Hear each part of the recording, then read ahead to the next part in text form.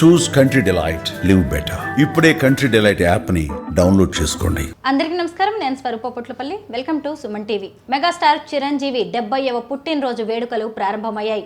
ప్రస్తుతం నాతో పాటు ఉన్నారు అనలిస్ట్ చందు శ్రీనివాస్ గారు. ఆయనతో మాట్లాడి చిరంజీవి బర్త్డేకి సంబంధించిన అనేక ఇంట్రెస్టింగ్ విషయాలు తెలుసుకుందాం. నమస్తే చందు శ్రీనివాస్ గారు. నమస్కారం అండి. మెగాస్టార్ పుట్టినరోజు వేడుకలు ఈసారి ఎలా జరగబోతున్నాయి? డెఫినెట్గా ఆయన 7 పదుల వయసులో అడుగుపెట్టబోతున్నాడు మరికొద్ది గంటల్లో. చిరంజీవి అంటే ఒక వైబ్రేషన్ ఆ పేరులోనే ఉంటుంది. జీవం పోసేవాడు. ప్రాణాలు సైతం పోయే వాళ్ళకి రక్తదానం ద్వారా నిజంగా జీవం పోస్తున్నాడు. లక్షలాది మంది, కోట్లాది మంది. కంటి చూపు పోయే వాళ్ళకి కంటి చూపును అందిస్తున్నాడు. కరోనా టైంలో చాలా దయనీయమైన పరిస్థితిలో ఉన్నప్పుడు వాళ్ళకి ఆక్సిజన్ అందించి కాపాడాడు. ఇటువంటి మంచి గుణాలు ఉన్న వ్యక్తికి నిండు నూరేళ్ళు ఆయురారోగ్యాలతో ఉండాలని సుమన్ టీవీ సాక్షిగా మనం అందరూ కోరుకోవాలి. చిరంజీవి అనే వ్యక్తి కష్టాలతో పెరిగాడు మేడం. ఒక కానిస్టేబుల్ కొడుకు. మాలాంటి వాళ్ళకి ఎంతోమందికి ఇన్స్పిరేషను. మీకు కూడా చిరంజీవి గారు అంటే అభిమానిస్తారనుకుంటా. ఆ చిరంజీవి మీరు నేను అని కాదు, అటు జడ్జిల్లోనూ ప్రముఖ పారిశ్రామికవేత్తలు వేల కోట్లు సంపాదించే వాళ్ళు కూడా, తర్వాత మహిళల్లో కావచ్చు, అన్ని వర్గాల్లో విశేషమైన ఎందుకుంటే చెప్పండి. తన ఆహాభావాల ద్వారా, తన నటన ద్వారా ప్రజలను ఉత్తేజపరిచి సామాజిక చైతన్యం తీసుకొచ్చిన నటుడు ఎవరైనా ఈ దేశంలో ఉన్నారా చెప్పండి? లేరు. ఒక పర్మనెంట్గా ఒక బ్లడ్ బ్యాంక్ పెట్టి 24 అవర్స్ వారికి ఏ గ్రూప్ కావాలంటే బ్లడ్ ఇస్తా, తన అభిమానుల ద్వారా బ్లడ్ ఇప్పిస్తా, కంటిదానం చేసి నేత్రదానం చేసి చూపును ప్రసాదిస్తా, ఇన్ని చేస్తున్న వ్యక్తిని మనం చూసామని చెప్పండి. ఆయన అంజనీదేవి పుత్రుడు కాబట్టి ఆయనకి ఏమీ ఫరక్ పడదు, ఏమీ కాదు. కాబట్టి ఇప్పటికి కూడా ఆయన అలరిస్తానికి తోటి వాళ్ళని, యంగ్స్టర్స్ని ఈ సినిమా రంగంలోకి వచ్చే వాళ్ళని ప్రోత్సహిస్తా, ఇంత రకంగా చేసి సామాజిక సేవ చేస్తా. రాజకీయాల్లో చూసాం మనం, ఎన్నో కార్యక్రమాలు చేశారు.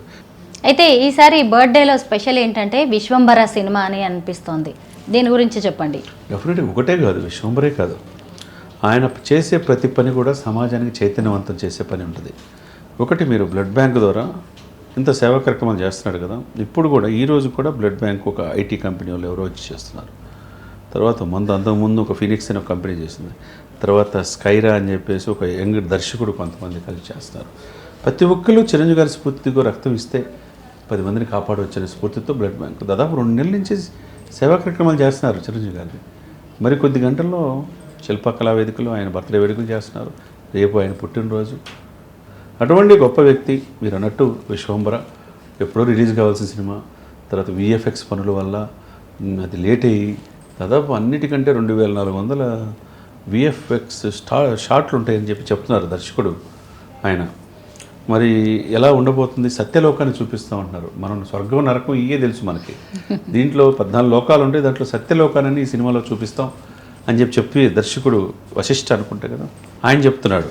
ఇది మరి ఇంత సినిమా ఒకవైపు అదేమో రేపు సంక్రాంతి తర్వాత, సంక్రాంతికి అన్నిలో పెడితే రిలీజ్ అవుతుంది ఆ తర్వాత అని చెప్పారు. ఈరోజు సాయంత్రం ఒక సినిమా నుంచి ఒక సన్నివేశం మిగతా ఇది బిట్లు ఏదో ఫస్ట్ లుక్ రిలీజ్ అవుతుందని చెప్తున్నారు. ఏదేమైనా కానీ విశ్వంభర కావచ్చు ఒక సోషియో ఫ్యాంటసీ సినిమా. ఒకప్పుడు జగదక వీరుడు తెలుగు సుందర చూసాం, ఆ తర్వాత విశ్వంభరను మనం చూడబోతున్నాం. అది కూడా అవన్నీ కూడా విఎఫ్ఎక్స్ పనులన్నీ పూర్తి చేసుకొని అనిల్ రావిపూడి సినిమా తర్వాత ఆ సినిమా రిలీజ్ అయ్యే అవకాశాలు స్పష్టంగా కనపడుతుంది. కాబట్టి ఒక పండగ అంటే పుట్టినరోజుకు ముందే ఆయన 10 మందికి హెల్ప్ చేయాలనే భావన అనేది ఎప్పుడు కూడా రేర్గా ఉంటుంది అందరిలో. అది ఆయన మెండుగా ఉంది కాబట్టి ఇంతమంది కోట్లాది మందిని అభిమానులను సంపాదించుకుంది. శ్రీనివాస్ గారు, చిరంజీవి గారి ఫోకస్ అంతా సినిమాల మీదే ఉన్నట్టుగా కనిపిస్తోంది. ఇక ఆయన రాజకీయాలకు దూరమైనట్టేనంటారా? ఆయనకి మిగిలింది ఏంటంటే ఒకటి భారతరత్న. అదొకటే. ఏ రోజుకైనా అది వస్తుంది ఆయనకి. ఈ డిజర్వ్. ఎందుకంటే ఆయనకి మించి 4 దశాబ్దాల్లో సేవా కార్యక్రమాల్లో కావచ్చు, సినిమాల్లో కావచ్చు, అవార్డుల విషయంలో కావచ్చు, సామాజిక స్పృహతో కావచ్చు, తోటి సమాజానికి కాపాడాలన్న ఆలోచన కావచ్చు, ఇవన్నీ రేరుగా ఉంటుంది, కొంతమందికి ఉంటుంది చిరంజీవి గారు లాంటి వ్యక్తికి. ఎందుకంటే ఏది కూడా ఆయన కావాలని కోరుకోడు. అది వస్తే కాదనకుండా అభిమానులను మెప్పించే హృదయంతోనే ఆయన ఉంటాడనేది అందరికీ తెలిసిన అంశం. బీజేపీకి ప్రధానమంత్రి నరేంద్ర మోదీ గారికి ఇటు పవన్ కళ్యాణ్ అన్న అటు చిరంజీవి గారన్న చాలా అభిమానం. ఒకప్పుడైతే ఆయన్ని రాజ్యసభకు పంపించి కేంద్ర మంత్రిని కూడా చేస్తారు అనే టాక్ నడిచింది. అంటే ఆయన ఎదురుగానే రాజకీయం అనేది కనిపిస్తోంది, పదవులు కనిపిస్తున్నాయి. కానీ ఏమాత్రం ఎందుకు రాజకీయాల వైపు ఆసక్తి చూపించారు చిరంజీవి గారు? ఆయన చూడండి కాదు, సినిమాలు చైతన్యవంతం చేసిన తర్వాత ఒక స్టెప్ తర్వాత రాజకీయాలు వద్దామని 2009-10 ఆ మధ్యన ప్రజారాజ్యం పెట్టాడు. పెట్టిన తర్వాత ఎవరైతే నమ్మాడో ఆ నమ్మిన వాళ్ళంతా మోసం చేసి వెళ్ళిపోయారు. అయినా కానీ ముఖవర్ధనంతో ముందుకెళ్ళాడు, 18 మందిని గెలిపించుకోగలిగాడు. ఒక సోషల్ ఇన్బ్యాలెన్స్, సామాజిక చైతన్యాన్ని జనంలో అయితే కలగజేశాడు కదా. ఈరోజు పవన్ కళ్యాణ్ గారు పెట్టి పార్టీ సక్సెస్ అవ్వడానికి కారణం, టీడీపీని కూడా బీజేపీని కూడా గెలిపించడానికి కారణం, ఆ రోజు వాళ్ళ అన్న పడిన ఇబ్బందిని అన్నీ గ్రహించి ఆ పొరపాటును సరిదిద్దుకొని ఈరోజు జనసేన 100% స్ట్రైక్ రేట్తో ఉంది. కాబట్టి ఎంతోమందికి స్ఫూర్తిదాత చిరంజీవి గారు. కాబట్టి ఆయన రాజకీయాలు అనేది అవసరం లేదు ఆయనకి. ఆ బాధ్యత అంతా పవన్ కళ్యాణ్ గారు తీసుకున్నారు. కాబట్టి నేనేదైతే కాలేదో, నేనేదైతే కళ్ళగన్నది సాధించలేదో అదంతా నా తమ్ముడు చేస్తానంటున్నాడు. ప్రజారాజ్యం అనేది జనసేన రూపంలో ఎప్పటికీ చరిత్రలో నిలిచిపోతుందంటారా? డెఫినెట్గా 100% ఇప్పుడు జనసేన అనేది ప్రజల హృదయాల్లో భాగమైపోయింది. ఆంధ్రప్రదేశ్లో ఈరోజు జగన్మోహన్ రెడ్డి గారికి గద్దె దించి ఇప్పుడు కూటమి ప్రభుత్వం వచ్చిందంటే బికాజ్ ఆ ప్రధానమైన కారణం పవన్ కళ్యాణ్ గారే. ఎవరు అవుననుకున్నా కాదనుకున్నా అది నగ్న సత్యం. ఏమీ ఆంక్షలు పెట్టకుండా ఈ పదవి కావాలి, నాకు అది కావాలని చెప్పి అడగకుండా కష్టాల్లో ఉన్న టీడీపీని 53 రోజులు రాజమండ్రి సెంట్రల్ జైల్లో ఉన్న టీడీపీని బతికించాడు. బతికించడం కాక తనతో నడిచేటట్టు చేసుకోగలిగాడు. ఆ తర్వాత బీజేపీతో కూడా కలిపాడు, ఎన్డీఏలో భాగస్వామ్యం చేశాడు. ఈరోజు అది అనుభవిస్తున్నారు. టీడీపీలో 2 మంత్రి పదవులు సెంట్రల్లో అనుభవిస్తున్నారు. పెమ్మసాని గారు కావచ్చు, ఇంకొక అతను ఈయన కావచ్చు, రామ్మోహన్ నాయుడు గారు కావచ్చు.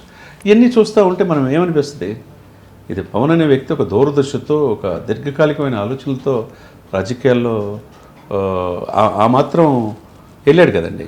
కాబట్టి తన అన్న సాధించలేని తమ్ముడు చేశాడు. కాబట్టి ఈయనకి రాజకీయాలు అనేది అవసరంలా. ఆయన అన్నీ చూశాడు, ఆయన చూడని ఏమీ లేదనమాట. సార్థక నామధేయుడిగా చిరంజీవి గారు ఎప్పటికీ అభిమానుల గుండెల్లో నిలిచిపోవాలని ఆయన పుట్టినరోజు సందర్భంగా ఆకాంక్షిస్తున్నాం. Happy birthday megastar. Thank you so much Chandu Srinivas గారు.